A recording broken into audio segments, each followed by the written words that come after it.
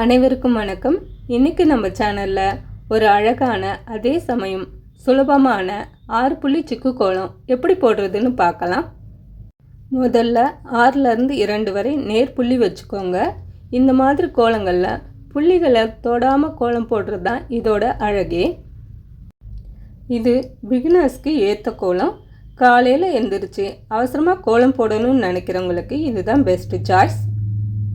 இந்த கோடுகளை இணைக்கும் போது அழகான ரெக்டாங்குலர் ஷேப் கிடைக்கும். நடுவில் இருக்க புள்ளிங்களை தொடாமல் நீளமான கோடுகள் வரைந்து அந்த கோடுகளை இணைக்கவும். இப்போது ஒரு அழகான கோலம் ரெடி ஆயிடுச்சு. இந்த கோலத்தை மேலும் அழகுபடுத்துறதுக்கு இதன் ஓரங்களில் இருக்க புள்ளிகள் எல்லாம் அழகான டிசைன் மூலமாக இணைக்கும்.